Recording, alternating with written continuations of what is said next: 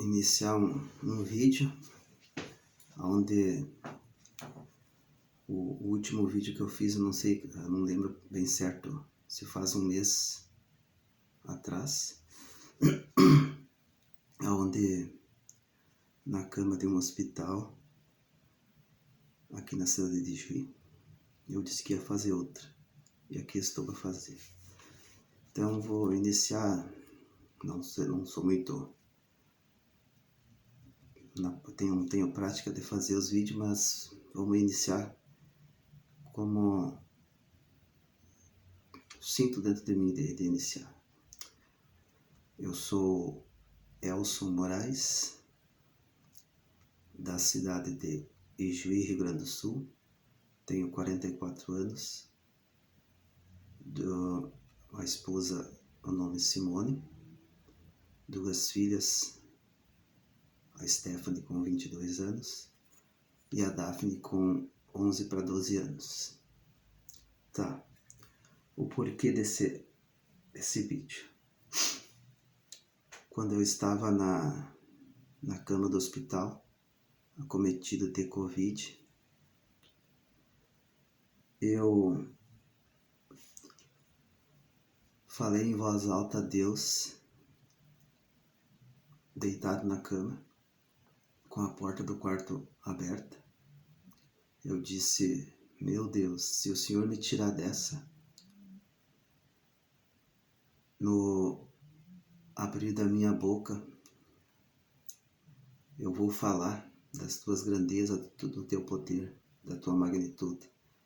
Vou falar sem daquilo que o Senhor colocar na minha boca. Entenda quem entender, ou não entenda quem não entender, ou melhor, doa quem doer, né? Daí já fiz um outro vídeo que está no meu canal do YouTube, Elson Moraes 07. Quem quiser conferir, tá lá.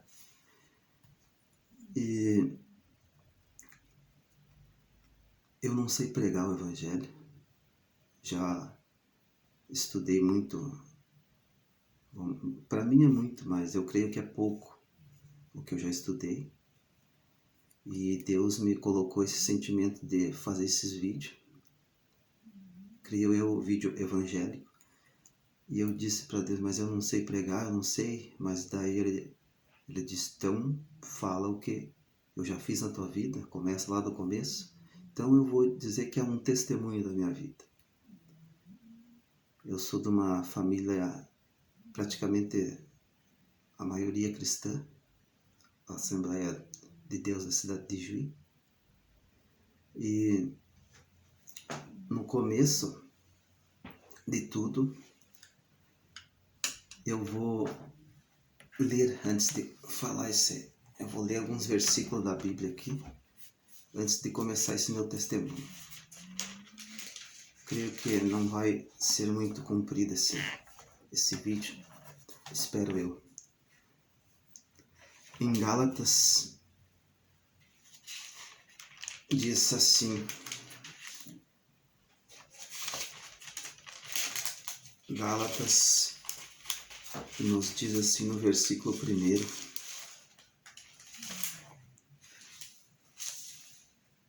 Gálatas 1, versículo 12, diz assim, é a história da vida de Paulo, o Saulo de Tarso, como alguns cristãos, algumas pessoas conhecem. Gálatas 1, versículo 12 diz, porque não o recebi, nem aprendi de homem algum, mas pela revelação de Jesus Cristo. Em Gálatas mesmo, 2, versículo 1 diz, depois, passados 14 anos, subi outra vez a Jerusalém com Barnabé, levando também comigo Tito.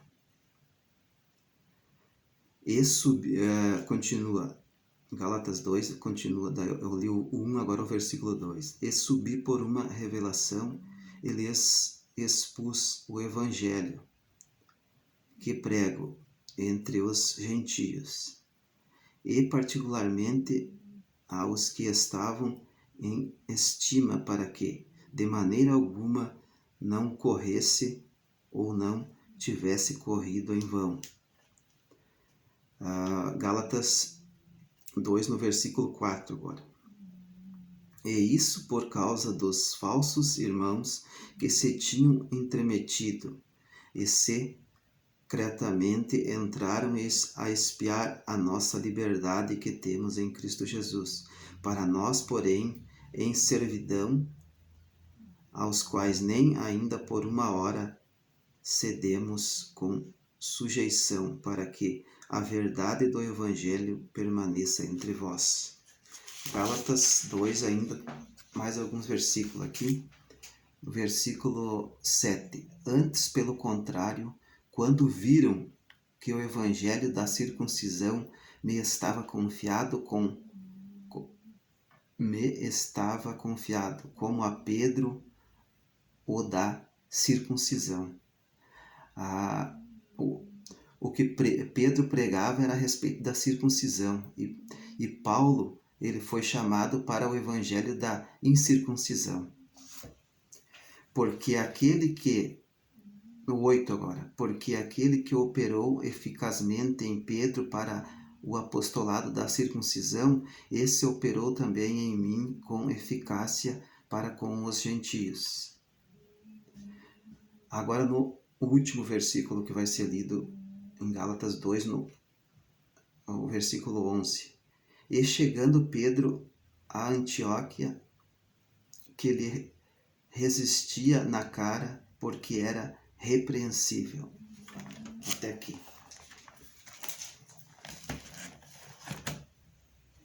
Pois, como eu ia falando ali, eu estudei um pouco a respeito da vida de Paulo, e quando eu ia falar alguma coisa de Deus, alguma coisa de Jesus, eu falava, mas eu não sei, eu não tenho condições, eu não posso.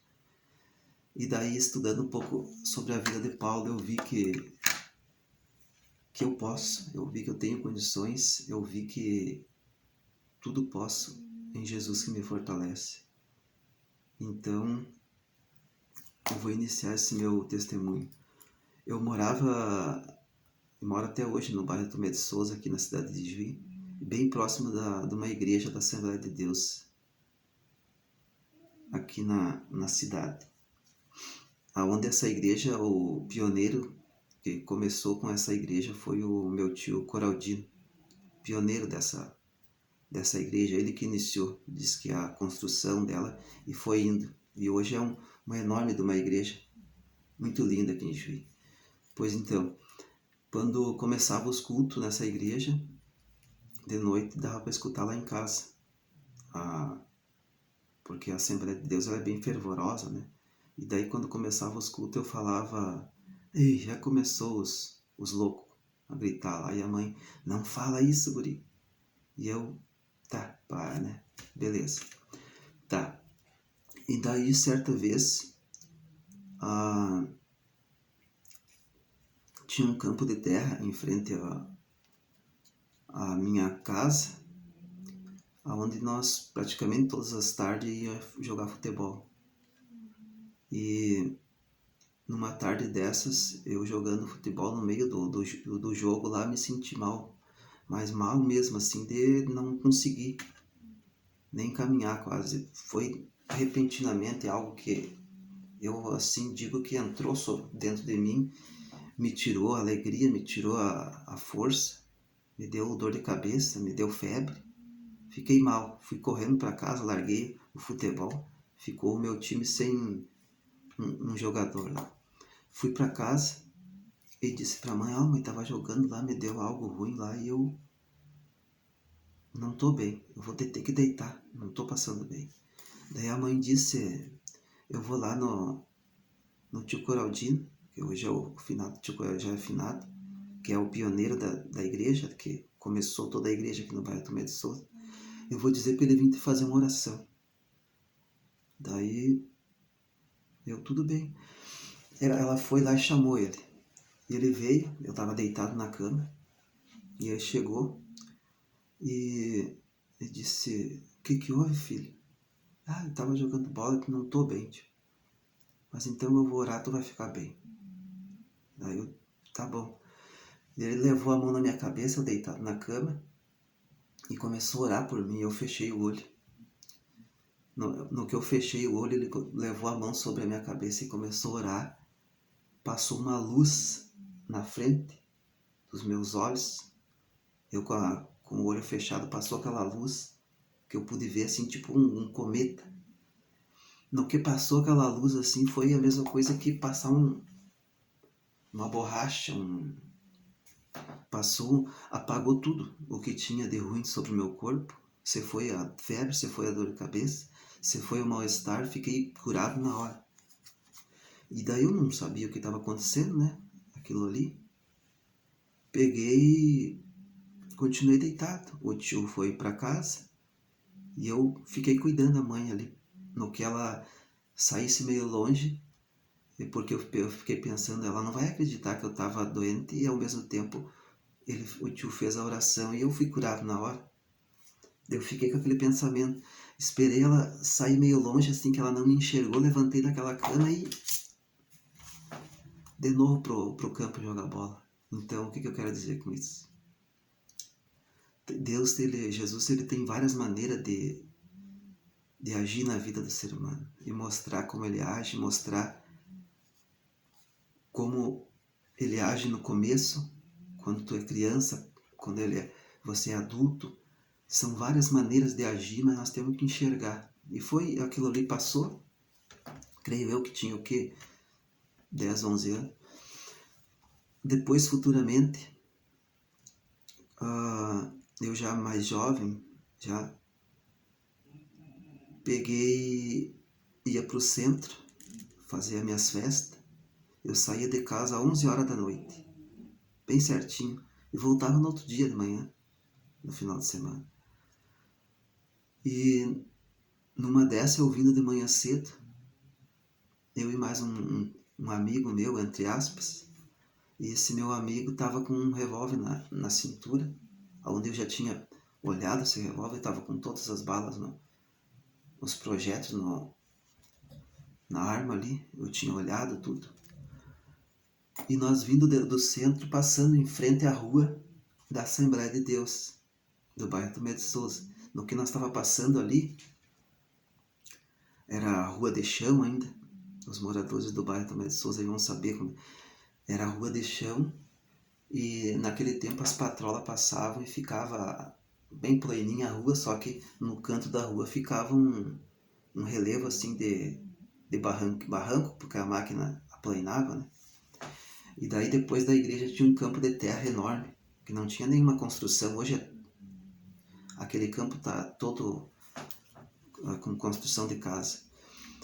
Aí eu, passando em frente à igreja, eu e esse meu amigo, entre aspas, bem na porta da igreja eu olhei para a porta da igreja assim, e no que eu olhei assim me veio uma voz na minha mente. Eu virei o rosto novamente assim, fiquei olhando para o chão e fui. Aquela voz me disse: o que você está fazendo da sua vida? O que você está fazendo da tua vida? E eu escutei aquilo, baixei a cabeça e continuei. E a igreja ficava no meio da quadra. Quando eu cheguei na esquina, eu descia para baixo, eu morava na esquina de baixo aqui. E esse rapaz que estava junto comigo atravessava o campo de terra, ele morava lá no outro lado, na rua de baixo. Daí eu ignorei aquela voz, chegou na esquina, demos tchau, eu fui descer e ele foi ir. E nesse barranquinho do campo de terra, ele tropeçou, os dois estavam bêbados, ele tropeçou, no que ele tropeçou eu voltei para ajudar ele. E no que eu voltei para ajudar, ele disse assim: tu me empurrou? Não deu tempo de eu dizer que não tinha empurrado ele. Ele deitado no chão, ele botou a mão na cintura, puxou o revólver. E eu em cima dele assim, ele puxou o gatilho. Tá, tá, tá, tá, tá. O revólver todo municiado, negou todos os tiros. Não saiu uma bala. E eu disse assim: não, você tá bêbado, eu não te empurrei. Pega e bota essa coisa na cintura e vai embora. Eu não fiz nada. Não me assustei nem nada, não sei o porquê. Eu tô contando esse testemunho porque Deus colocou no meu coração. E daí ele levantou com aquela arma na mão, ainda ajudei ele a levantar, levantou com aquela arma na mão e foi. Campo adiante, e eu desci para casa. Tá. Mais uma maneira onde Deus falou comigo, onde Deus me livrou da morte. Porque nenhum projétil foi deflagrado. Eu com a arma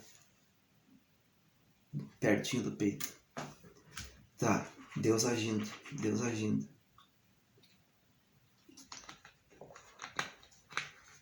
Aí, depois, mais tarde, eu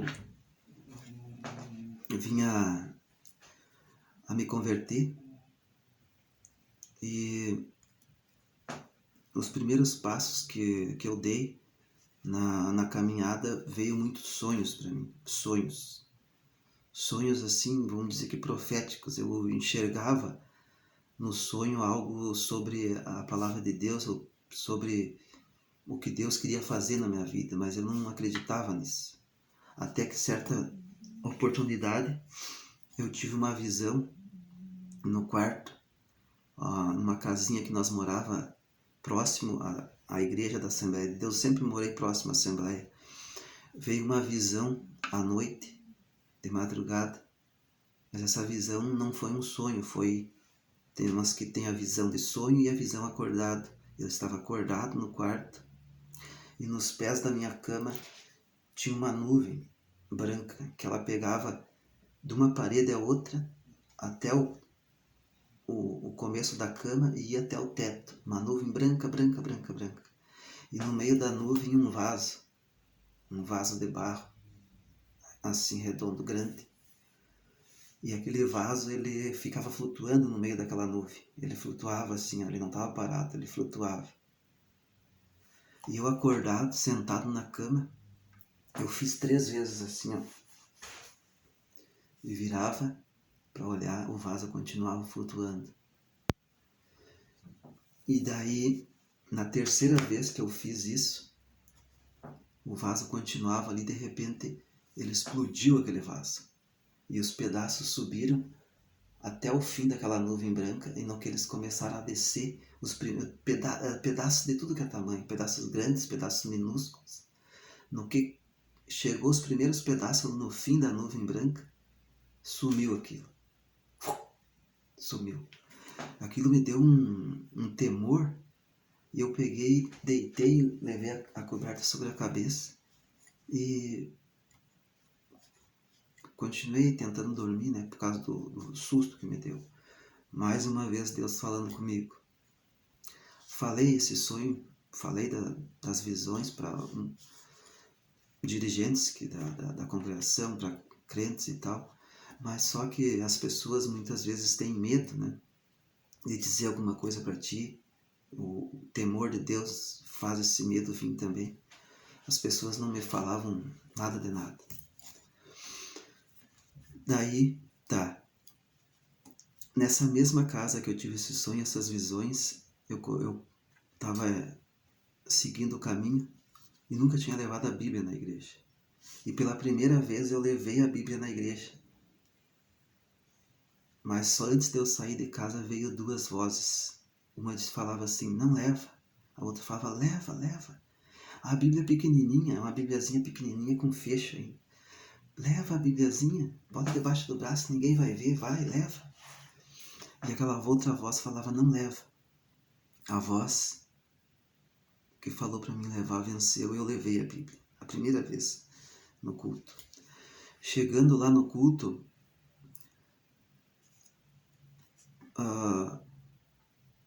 escutei o culto tudo normal e depois não ir para casa. Parece que aquela noite todos os irmãos foram para outros lugares e eu saí naquela rua sozinha, uma rua escura, até chegar à minha casa, mas não dava muito longe, dava uns 250 metros, era por aí. E eu com aquela Bíblia embaixo do braço fui na rua. E eu indo sozinho na rua, eu senti que tinha algo atrás de mim. E isso eu tô falando agora, mas nunca conseguia falar isso porque me trancava tudo, o choro vinha e não me deixava.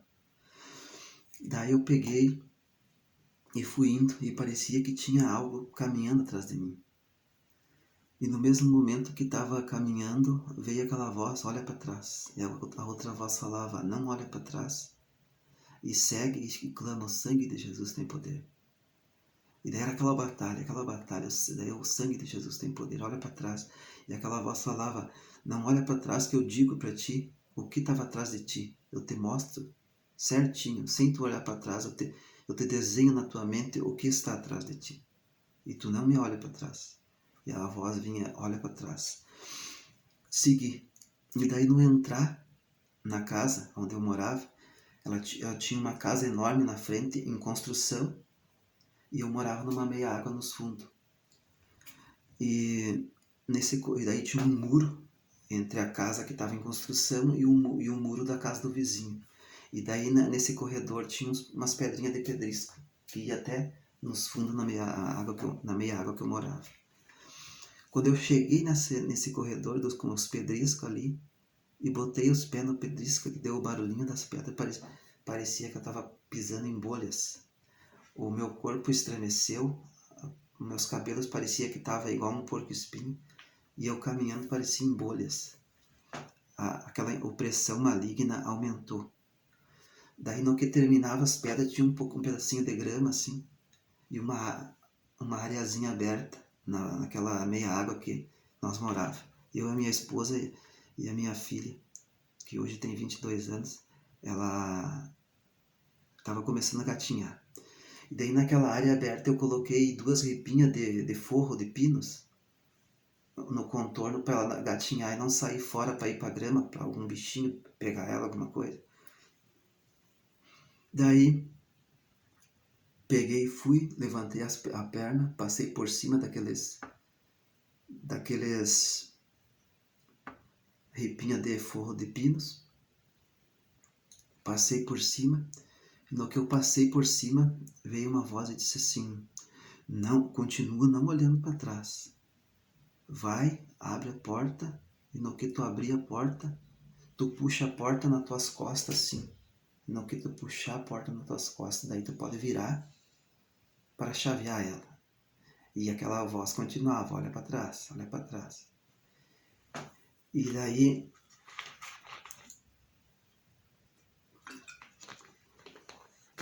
eu fiz isso. No que eu entrei na porta, eu puxei a porta com a mão assim e virei. No que eu me virei para chavear a porta, eu escutei naquelas ripinhas, naquelas forrinho de pinos que eu tinha colocado para minha filha não sair para a grama, eu escutei pelos grossos que fizeram assim, ó, passou naquelas ripinhas, e no que eu escutei aqueles pelos grossos, o barulho, comecei a chavear a porta, veio um barulho, um estrondo na porta onde eu estava chaveando, como se alguém viesse correndo e se jogasse com essa parte aqui contra a porta. Deu aquele estrondo, BAU! E eu continuei chaveando a porta normal porque eu sabia o que estava acontecendo. Eu sabia que era uma batalha. Mesmo sem, nos primeiros passos, eu sabia que tinha uma batalha espiritual ali. E nisso a minha esposa levantou da cama apavorada. Não tinha porta na divisão era cozinha, sala e quarto, só tinha uma paredezinha assim, uma cortina que separava. Ela abriu a cortina e disse para mim, vai para a igreja e volta louco, tá quebrando a porta. Daí a voz veio e me disse, não fala nada para ela o que aconteceu, diz para ela que tu esbarrou na porta sem querer, diz para ela dormir que tá tudo bem. Eu fiz isso, falei para ela voltou a dormir. Daí a voz disse assim, vai naquele sofá ali, dobra o joelho e ora que tá tudo bem. Mas só que tem uma coisa, a porta, ela tinha 3 vidros, o primeiro, o segundo e o terceiro embaixo. O terceiro vidro embaixo estava quebrado quando eu vim morar na casinha, nessa meia água. E daí eu tirei todo o vidro dali, para não ter perigo de se cortar, arranquei todo o vidro fora e coloquei 4 preguinhos de forro e um pano de prato da minha esposa. Então aquele buraco estava aberto.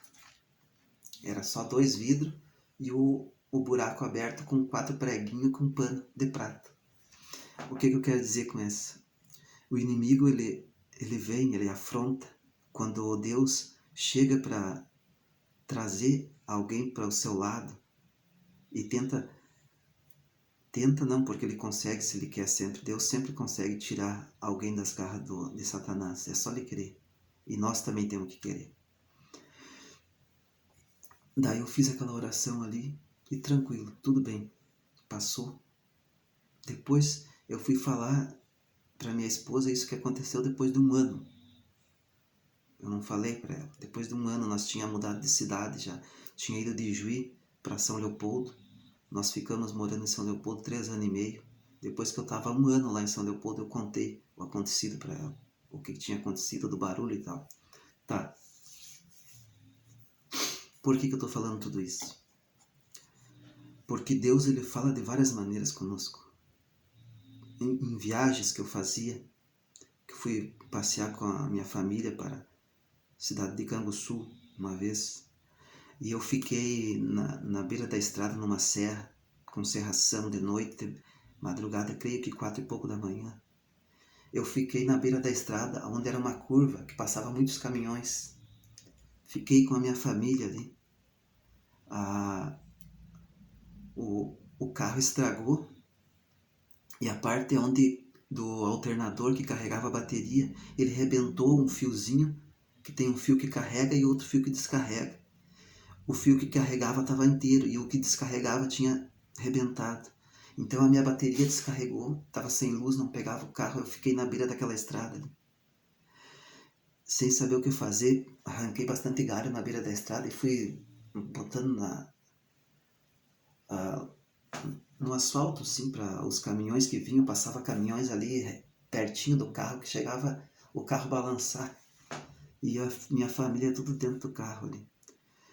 Eu me lembro que naquela estrada lá, eu fiz uma oração, olhando para o céu, e disse: meu Deus, se o Senhor me tirar dessa, me livrar dessa ileso, sem acontecer nenhum mal para mim, para minha família, eu vou te servir. Eu vou fazer tudo que o Senhor mandar. Eu vou abrir minha boca e vou falar da tua grandeza, do teu poder.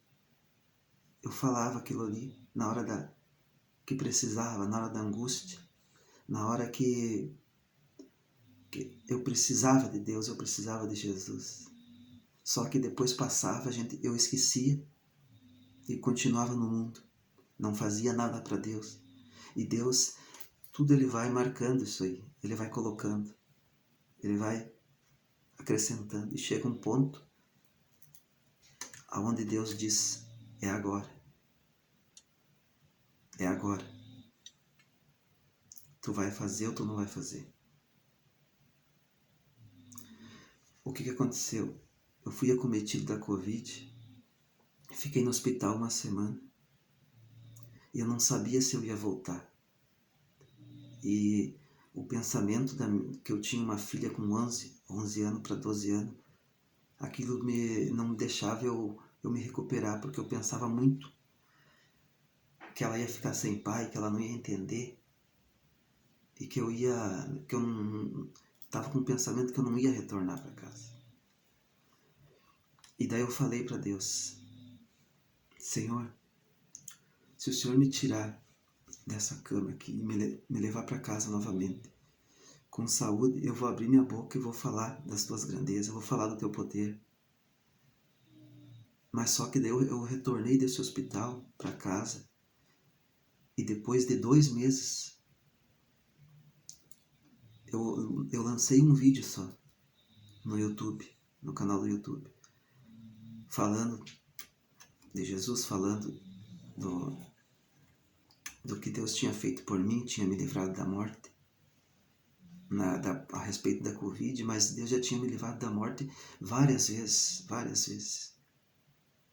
Lá mesmo quando era criança, quando era jovem. E eu fiz aquele vídeo e parei. Não fiz mais. Quando eu ia estudar a Bíblia, vinha o sono. Quando eu ia orar, vinha o sono. Depois de quase 2 meses de recuperação da Covid, daí começou a vir algo nas minhas amígdalas e começou a trancar as minhas amígdalas. Eu não conseguia comer. Não conseguia almoçar, não conseguia jantar. Não descia, tinha que comer alguma coisa e já botar água na boca para descer com a água, porque não descia. E junto com isto, começou a vir uma dor assim no peito que subia assim, ó, uma angústia.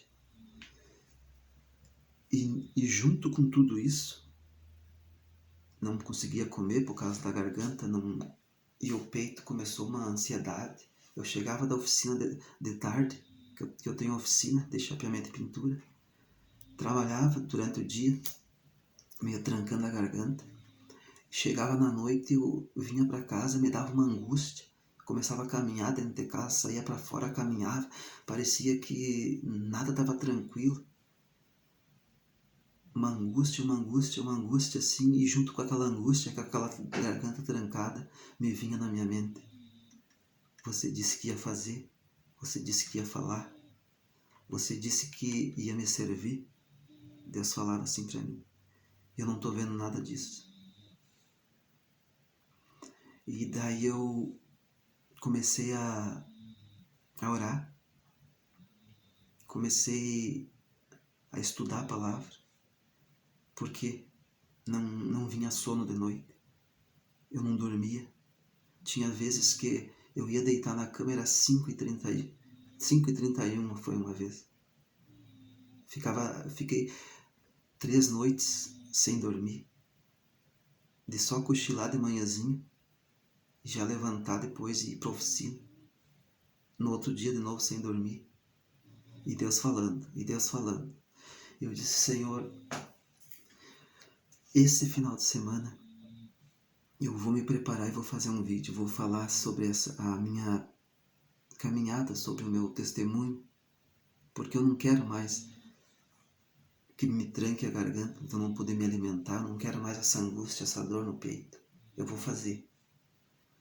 E batalhei. Hoje é domingo, creio eu que já é meia-noite passada, que eu estou fazendo esse vídeo. Porque eu disse para Deus que ia fazer. E vou continuar estudando a palavra, vou continuar fazendo algo para Deus. Não sei como que vai ser daqui para diante esse meu desempenho, mas eu sei que Deus está junto nesse desempenhar, de eu aprender a palavra dele, porque nas minhas orações eu sempre peço: Deus, me ensina a pregar o teu evangelho, me ensina a ser um pregador, mas com amor pelas almas, amor no coração pelas almas. Me ensina a ganhar almas aqui na terra para o teu reino aí no céu. É isso que eu peço sempre para Deus. Eu peço isso. E daí me deparei com a história de Paulo. Pedro, ele começou a pregar o evangelho. Eu anotei bastante coisas aqui, ó, no meu estudo ali, mas eu não olhei nada. Isso que eu estou falando vem de Deus.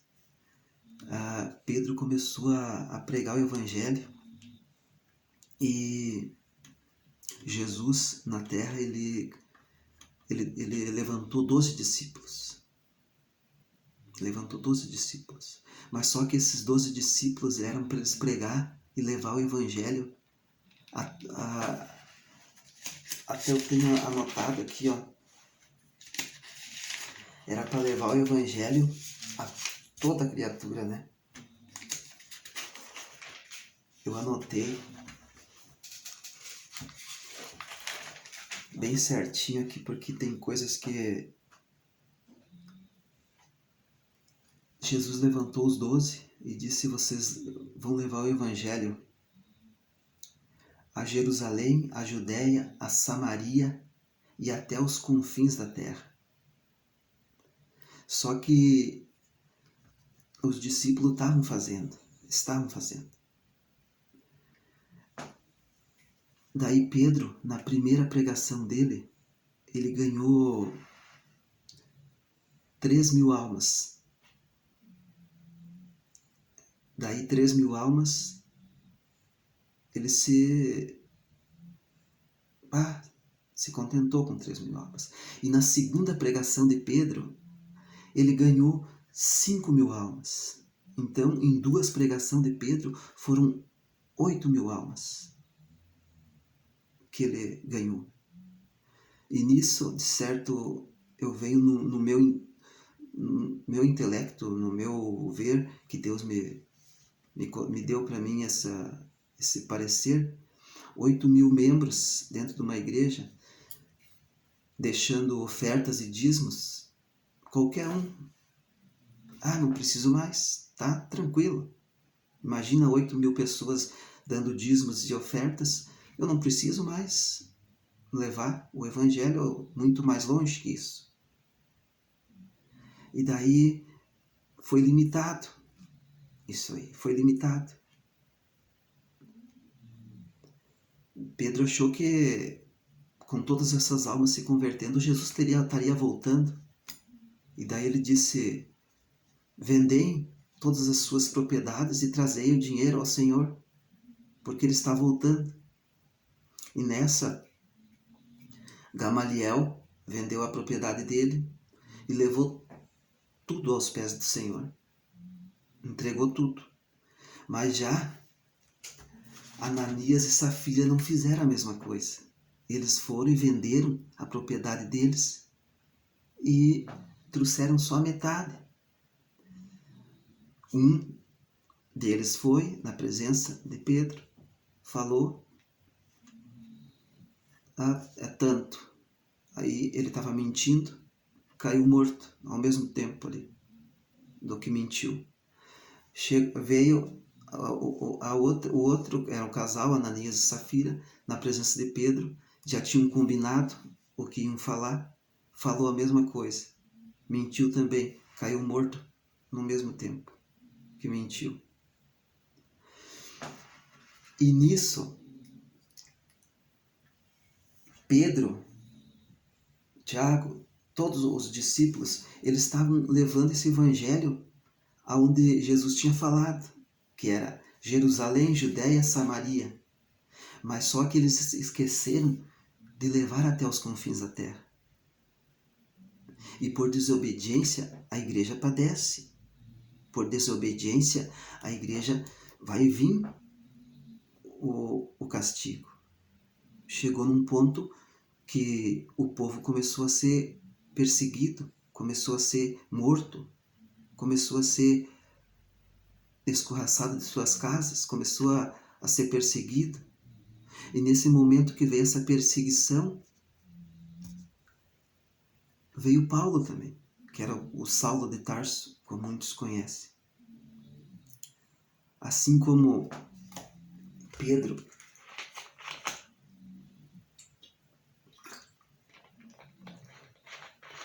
achou que não precisaria mais levar o evangelho até os confins da terra, veio o Paulo, o Saulo de Tarso, que ficou sabendo que tinha aberto um decreto que dava para perseguir, até mesmo matar o povo cristão.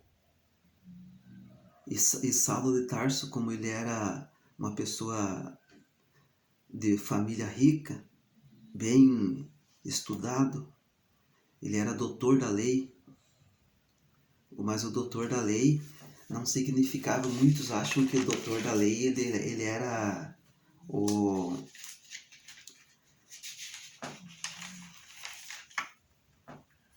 doutor da lei, ele era, eu anotei aqui, ó,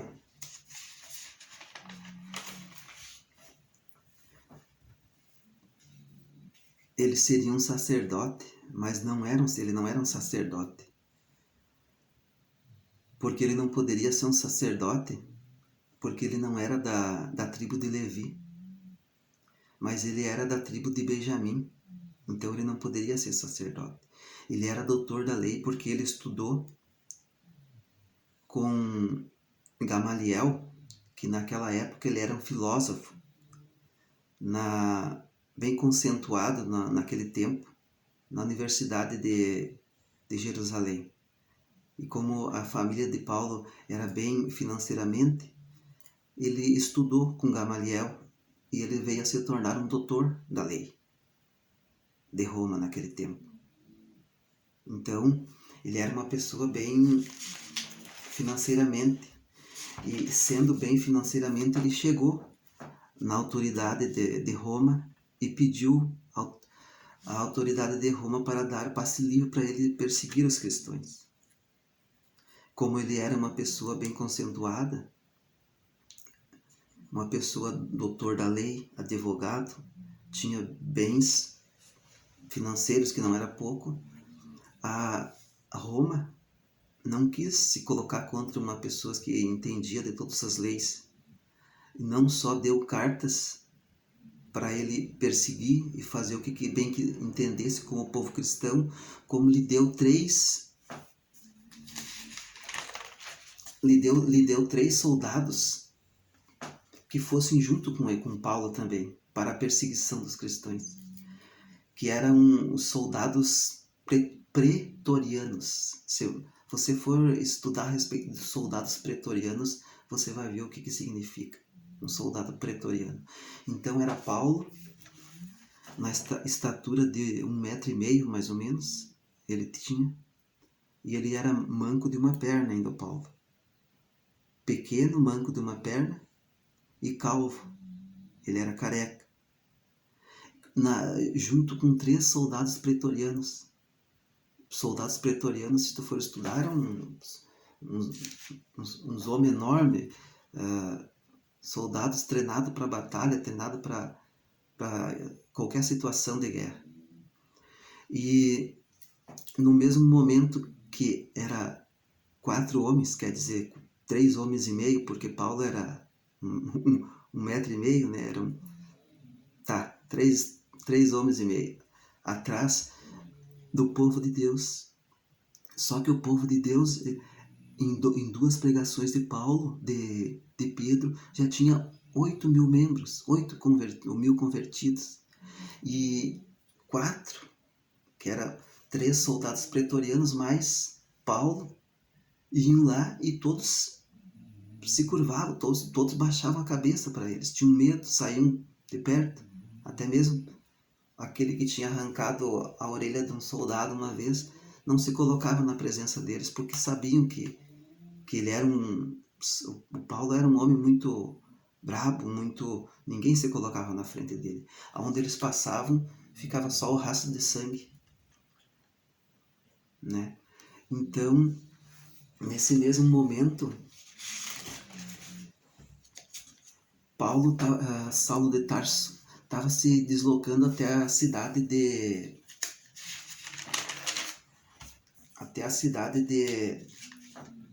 a caminho da cidade de Damasco, aonde Jesus chegou na presença dele, desceu na presença dele e o derrubou do cavalo.